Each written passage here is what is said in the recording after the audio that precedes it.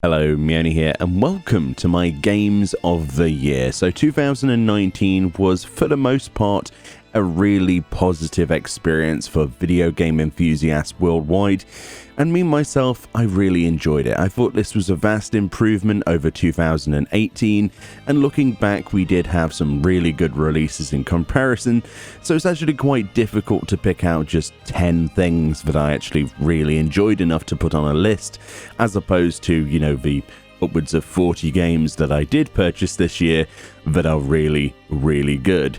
So, first of all, we should put at number 10, just because I make a bit of a living out of the game, I should at least put it on the actual list, and that's Shadowbringers. Shadowbringers is single-handedly the best expansion I have yet experienced in Final Fantasy XIV. It offers a much greater variety of content than the previous expansions for this MMORPG. It gives a lot more depth to the main storyline, which is something that we haven't seen since early 2.0.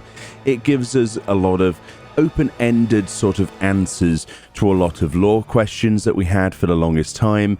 The zones in particular that they brought with Shadowbringers are absolutely beautiful.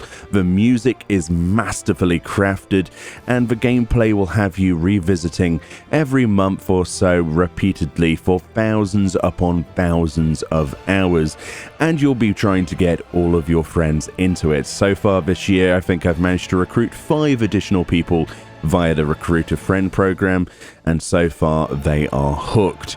It's an incredible expansion, and Square Enix really deserve all the best for this. I have never seen them in their element as much as they are with Final Fantasy XIV. It is truly one of the best games ever made, and this Shadowbringers expansion is one of the highlights for sure, but in the future we'll definitely be looking back on and going, I remember when the game was good, and this will be one of those great moments that people have in their rose-tinted memories for sure.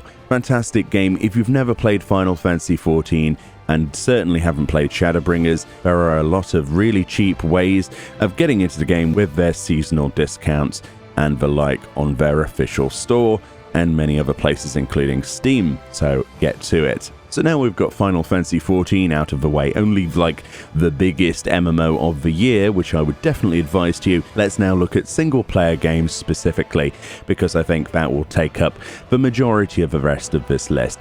So second of all, I would like to put Oninaki on this list. This released in August. I actually received this game for free from Square Enix, but this is something that I was planning to buy myself. It sort of had this little snippet of a trailer back at E3, and everybody was like, what is this game? What is this sort of anime-fueled sort of slashy game? And it turned out to be a really addictive, really quite enjoyable, deep sort of storyline to do with the whole idea of life and death and what happens when you're in between the afterlife and, you're not quite dead all of the way sort of thing. It's all to do with the world of Limbo and you transitioning between the dark and the light to actually solve puzzles and to collect items and upgrade your equipment, and there's side quests. It is, at the heart of it, traditional Square Enix sort of RPG fare that you might be used to.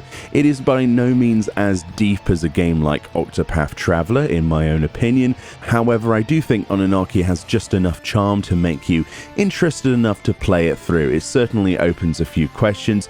A little bit of the dialogue is perhaps poorly represented by the translation, and some of the energy of the situations on screen sometimes is taken away by that translation and a few other bits, but for the most part it is a really solid game.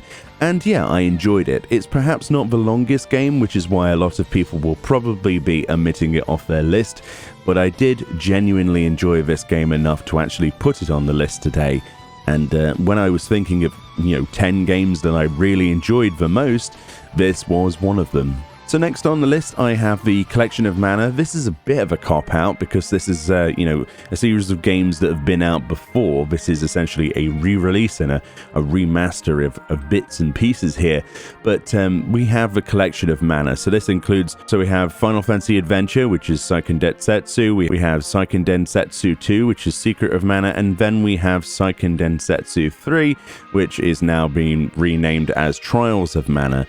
The reason I really put this on the list is because of Trials of Mana. This is not something that we had access to officially outside of Japan. It has full English translation, that's official and is not too bad. It's pretty playable. The music in this game will get you hooked. It's a traditional Square Enix RPG. I've said that 3 times in this video so far, I think, and it is just an addictive mess. It is beautiful. If you've never played the Seiken Densetsu series or never been interested in the spin-offs of Final Fantasy back in the old days of Squaresoft, then you are missing out. A lot of the 90s RPGs are some of the best moments in gaming history for me personally, and Secret of Mana is ultimately my favorite game of the entire lot. But to have Trials of Mana on the Nintendo Switch and on Steam and other places now is fantastic, included in this project. 2020 actually has a completely remake of Trials of Mana, so Seiken Densetsu 3, which we're all looking forward to. This will be a fully voice-acted 3D remake, so if you want to hold off for that, I would personally do so, but it's always nice to play the originals. This is sort of like the Squaresoft that I remember and love, and that we've seen more recently in recent years with stuff like, with Ononaki and Octopath Traveler and I Am Setsuna and games like that, which are following on the legacy of old Squaresoft RPGs such as the Seiken series. So definitely check that out if you have spare cash, and if you do have a Nintendo Switch, it is perfect because you can save state and just turn it off whenever you want. There's no waiting for a save zone or anything like that. So next on the list, I would like to say, is Final Fantasy VIII Remastered. I know this is another Square Enix game, where this isn't a whole list of Square Enix games, but my interests don't really vary too much outside of RPGs, I'll be honest. So Final Fantasy VIII Remastered, this is a game that I've wanted for the longest time, because the original release of Final Fantasy VIII on Steam was not exactly good. There was so many bugs, there were graphical errors, it was a bit of a mess here and there. It sort of worked functionally, but the crashes were painful. To have a remaster where some of the textures were changed, I say some of because not all of them were brought up to scale to what we wanted originally, was really nice. There are moments in the game, however, where the sound will just dip between MIDI and then the remastered version. The remastered music is way better than the original MIDI that they had on the PC port, and it's very clear that they basically reverse engineered the PC port to make the remaster, as opposed to the original source information that made Final Fantasy VIII back on the PlayStation 1, for example, which rumor has it still is lost information. So they had to remake a lot of the bits and pieces, all of the assets for the game, and for the rest of it they just straight up ripped from the PC version and reverse engineered it. It is a fantastic game though. Final Fantasy VIII is my favorite numbered Final Fantasy game for the single player series, so I would definitely check it out if you can. It's probably the best version of Final Fantasy VIII you can play, apart from the original on PS1. If you have that and you have a PS1, there's no reason to buy the remaster unless you want to sort of have slightly higher quality pixels moving around, but honestly, there's nothing like playing the original that just worked. Next up, we have the Untitled Goose game. This came out in September. As much as people thought this was a really jokey game, it did offer something that nobody else did for the entire year. From a very small studio, this indie game came as a massive surprise to a lot of people and went viral all around the world with various memes of a goose stealing things. Well, this game is, I don't know, it's not so much like a game that's you must do this. There is a checklist of things that you must acquire or must take away from other people in the game, like NPCs, or you must steal from somewhere and collect, or throw like a rake in the lake, for example, which is the example in the first episode of the Untitled Goose game that I recorded. It's a very interesting game. It's full of hilarity, but most of the laughs you'll get are from you derping around with the controls and just sort of wrestling with the inner goose inside you. You want to basically look at everything and steal it after the game. I found myself for hours just walking around and picking things up and running around the kitchen, and that's pretty much a sign of a great game in my opinion. Next up, let's talk about Code Vein. This is something that came out this year, but I was very happy with. This is, as you might already know, I'm a huge fan of Dark Souls and Dark Souls styled games. If you want to use the Dark Souls like as a sort of genre reference, which often I don't like the idea of, but that sort of third-person action sort of game with a bit of storyline.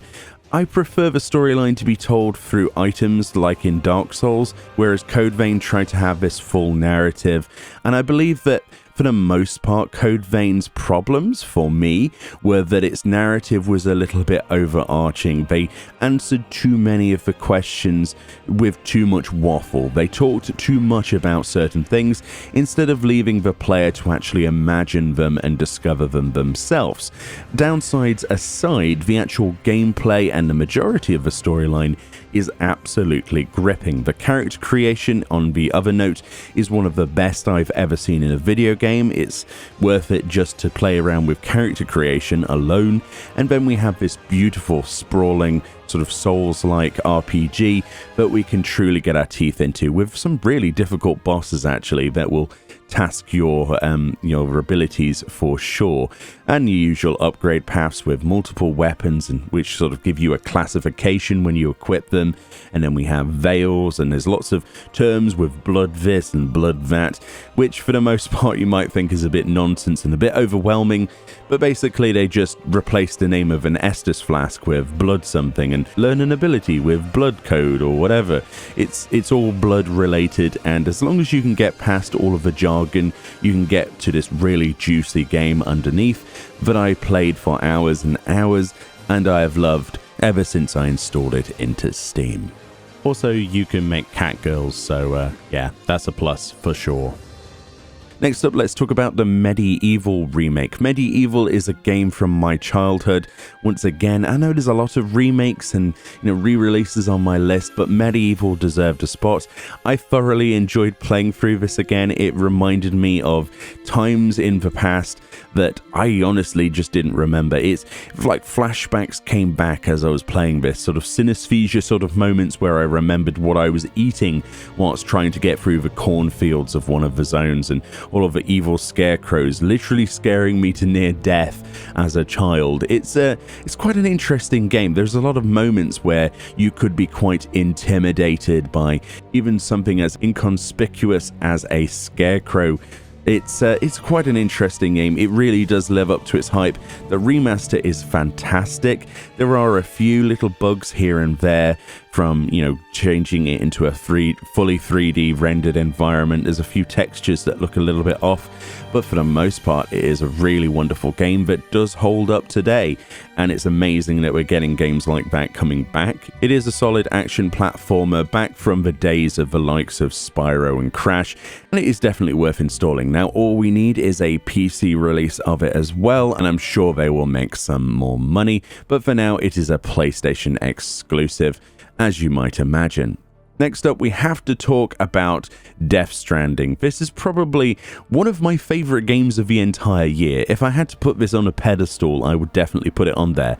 A lot of people have run their top 10 lists, and I don't think they've really actually played the game itself. There are people who have just put this on a top 10 list because they just... other people are saying it's a good game. I personally have played the hell out of this game. I've played it to completion. I've not completed all of the side quests. I've not ranked up every single distribution center, but this is something that really, really gripped me. I remember myself and Rose sitting in the same room, and we would just go off for hours and hours, just sat there playing the game. So much so, it's a good game when your controller runs out of battery and you have to swap it over to the other one, and then by the time you finish, the other one's dead as well, and you have no choice but to leave the game on in sort of like pause mode and then come back later when your controllers are charged. It was so gripping, it was so involving, the voice acting was fantastic, the motion capture will blow you away, the storyline was confusing for a lot of people, I think, worldwide, but isn't too difficult to figure out if you just, think about it and just follow what's happening. It's zany, it's crazy, but at the same time, it has a really good plot line. It has an interesting world that I would love to be explored way more than this in probably other sequels or spin-off games if Hideo Kojima wants to go that way.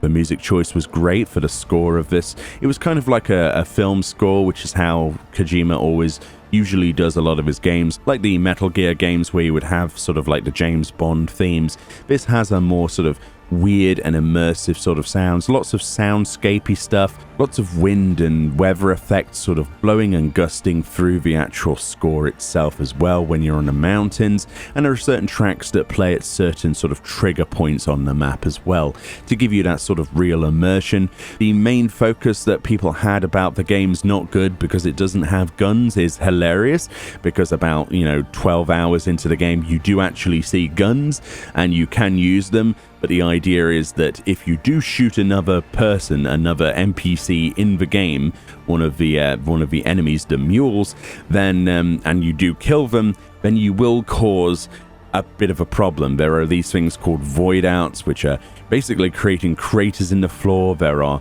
increased BT activity, which are the between things. These are creatures from the afterlife that didn't pass on. They're sort of like monsters from limbo that come back to life. These are humans. It's a really, really, really awesome game, and it really has to be played to believe.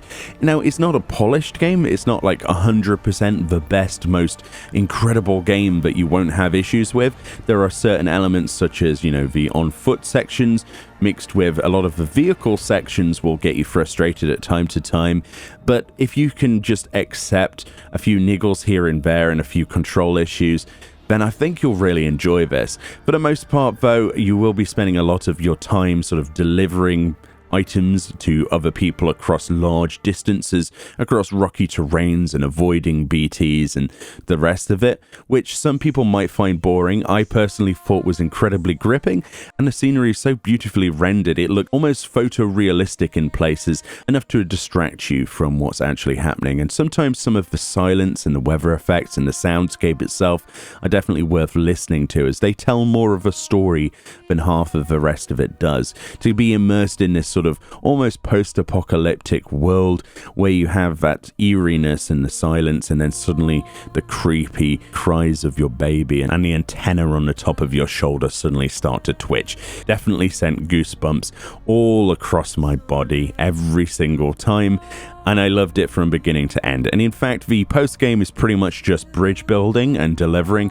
which I can get behind completely. I'm in love with the idea that this is probably the best trucking game of 2019.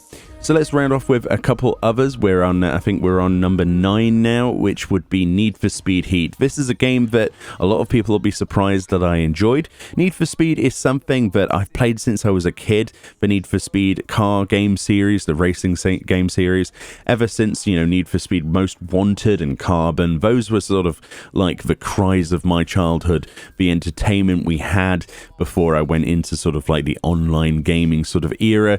And I have to say, Need for Speed Heat did get me interested enough to purchase it. I know it's, EA and it's on Origin and all of the rest of the crap that comes with that, but I did really enjoy this game. There's a lack of transactions beyond the stupid pricing system for the actual different versions of the game, but if you just buy the basic, the lowest price version and just play it, you're not really missing out too much. And it's not a bad game. I've not gone too crazy with the game yet. This is something that I do in my spare time if I just need to blow off some steam. But yeah, I quite enjoy it. The car customization is nice. The soundtrack is awful, which is how it always should be. I've never liked a game where you're forced to listen to music you enjoyed when you're playing a car game. You always have to listen to that crazy, repetitive nonsense on loop. Be that somebody trying to rap or somebody trying to clone the efforts of another B-list celebrity somewhere and try to get away copyright-wise. It's a really fun game, actually. The car sounds are great. The sort of the arcadey feel of some of the races and the jumps will definitely remind you of an old sort of PlayStation 1 era of racing games, and that's the reason I really liked it enough to put some hours into it. So number 10, I have to say, is Fire Emblem Three Houses. This was a Christmas gift, believe it or not, but I just haven't put it down. This is a game that I am absolutely loving, and you're seeing some of the early footage here that we recorded, but it's a fantastic game. It's a RPG, a single-player RPG once again, and essentially you, in this Fire Emblem game, become the professor of this sort of esteemed, sort of almost like a school, this monastery of people, and there are three houses, which is why the name of the game has Fire Emblem Three Houses, and you choose one of them to represent as a professor. The other two are taken up by NPCs, and basically your storyline evolves from there. There's a huge overarching plot that I won't spoil because it is such a good game that I advise you to get into it. There's lots of, side stuff, side quests. There's lots of the traditional sort of RPG conversations. A lot of it is voice acted, which is nice. The voice acting is really good from what I've seen so far. And yeah, there's the tactile gameplay of the actual battles, which is what you always come back for a Fire Emblem game. It never really gets too boring. There's always something to do. And yeah, I'm addicted completely. And this is one of the best Switch games you can possibly think of because, a turn-based sort of tactics game like this is perfect on your travels where you need something to keep you less bored for a few minutes or a few seconds. And then you can just, hit that sleep button and then return back to where you were just, hours previous with no real loss. There's no real-time progression. You have to actually press the buttons to continue. So even in a tactical battle, if you had to put the Switch down for a few seconds, you can pick it right back up and barely anything has even happened. Unless you put on the auto mode for the storyline, and then you're obviously going to miss everything. But yeah, fantastic game. One of the best games on the Switch. And yeah, it came out not too long ago, for sure. So that's my 10 games. They're not in particularly any sort of order. It's not like a top 10. Well, I guess it is a top 10, but they don't go in any sort of descending or ascending order. All 10 of these games have given me incredible amounts of pleasure this year, and I really look forward to seeing what 2020 has. Of course, there are lots of things I didn't put in this list because, there's 10 games, there's only 10 choices I have, and some of the things are perhaps less amazing than others, they don't compare or whatever, but this is the 10 games I put the most amount of time into. They sapped my attention long enough for me to be enamored in their product. So 2020, we have a lot of really exciting games coming out in March, as you probably imagine, and it'll be interesting to see next December which games that were released in March actually appear on that top 10 list. So fingers crossed we have a great 2020, and 2019 for the most part, regardless of what game you were into, was very, very good. So thank you all kindly for this year. Thank you kindly for watching this video. Let me know what your top 10 games were of 2019 below, and I'll see you all next time.